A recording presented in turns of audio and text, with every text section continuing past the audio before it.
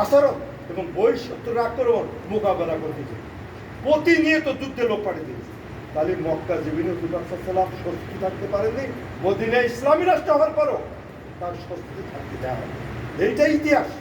ইসলামী আন্দোলনে যারা আমরা কর্মী জানতে হবে, হযরত মুসা আলাইহিস সালামকে কি ফিরাউন বলেছিল যে তুমি দাওয়াতি কাজ করো, তোমার কোনো বাধা বিপত্তি নেই, তোমার কোনো দেবো না, তুমি নির্বিঘ্নভাবে তোমার কাজ চালিয়ে যাও, কলেমার দাওয়াত দাও। এটা কি পরিবেশ করে গেছিল ফিরাউন? বাধা বিপত্তি দেয়নি, দেখছে না?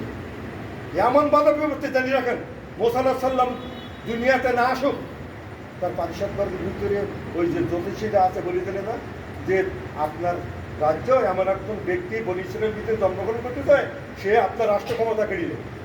এটা গল্প নেই, এটা বাস্তব। তাহলে কি করো?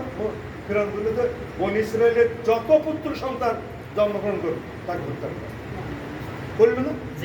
একটা পুত্র সন্তানকে বাঁচিয়ে রেখেছিল, মেয়েদেরকে ছাড়।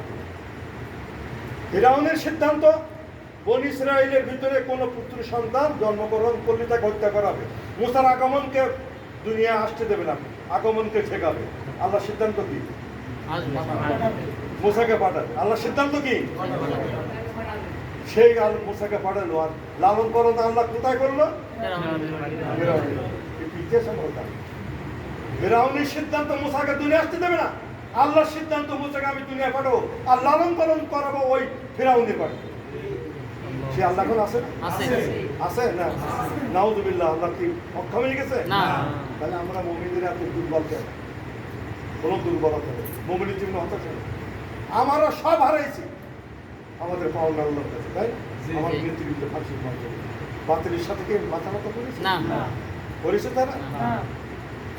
দেখেন সেই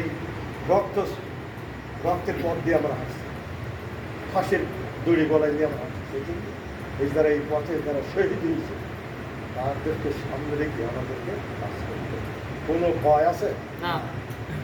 ভয় থাকবে তার আমাদের মরহুম সাবেক এমপি অধ্যক্ষ খাদ্যগুলোকে বলতেন, যার দিলের ভিতরে আল্লাহর ভয় পরিপূর্ণ থাকবে, ভালো করে, যার দিলের ভিতরে অন্তরের ভিতরে আল্লাহর ভয় পরিপূর্ণ থাকবে। ওই উদাহরণ দিতেন, এক গ্লাস পানিতে যদি আরো পানি দাও সে পানি থাকবে না, সবাই যাবে। আল্লাহর মানে কোনো মুমিনের দিলের ভিতরে যদি আল্লাহর ভয় পরিপূর্ণ থাকে, দুনিয়ার কোনো মানুষ তাকে ভয় দেখাতে পারে না। আর কোনো মুমিনের ভিতরে যদি দুনিয়ার আল্লাহর ভয় না থেকে দুনিয়ার কোনো মানুষের ভয় থাকে, তাহলে দুনিয়ার মানুষ তাকে ভয় থাকে, দুনিয়ার মানুষ তাকে।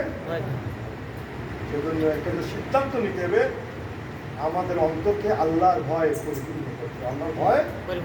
তাহলে আমরা এখানে এই আন্দোলনের পথে আমরা টিকে থাকতে পারি, আমরা আন্দোলনের পথে টিকে থাকবো। যদি এখানে একটু নড়চড় হয়, তাহলে ওই জামাত ইসলামী আমার দেখলো না, আমার অসুখ হলো, আমার এ হলো, ও হলো, আমাকে খোঁজখবর দেয় না, সালাম দেয় না, একেবারে ভাবে চলে যায়। নামাজ পড়ো কার পড়ি, আমরা কার নির্দেশ? হজ করি, জাকাত দেই, পিতামাতার খেদমত করি, সব আল্লাহ। ইসলামী আন্দোলন করা এটা কার নির্দেশ? আমার নির্দেশ, আল্লাহর নির্দেশ। এখানে করতে দিয়ে আমার এখানে আমাদের ভিতরে ইয়ে আসে না, এই শয়তান আমাদের ভিতরে বাসা বাঁধতে গেল যে আমার দেখলো না, এ করলো না, আমার দিকে তাকালো না। এটা তো আল্লাহর রহমত।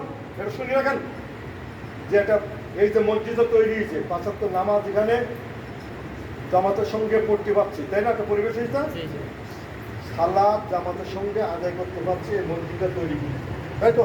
এটা ফরজ দায়িত্ব পালন করছি আমরা কিভাবে?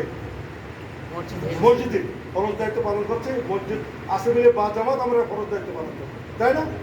রোজার সময় আমরা রোজা রাখি, দিন কায়েম করতে হবে, দিন কায়েমের চেষ্টা করতে হবে। আল্লাহ আলহামদুলিল্লাহ জামাত ইসলামী নামক যে সংগঠনটা আমাদের এলাকা আছে বলে এই ফরজ দায়িত্ব জামাত ইসলামীতে সামিল হয়ে আমরা দায়িত্ব পালন করতে পারছি। এইটা আলহামদুলিল্লাহ, এইটা আলহামদুলিল্লাহ বলতে না।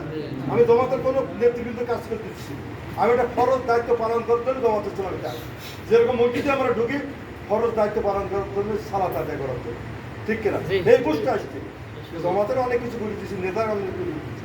নাউযুবিল্লাহ, এটা মনে মনে আমার জন্য না যে আমি আমার ফরজিয়াত দায়িত্ব পালন করতে জামাত ইসলামী। আমার কথা শেষ দিকে, তাহলে বর্তমান প্রেক্ষাপট শেখ হাসিনা আমি বলি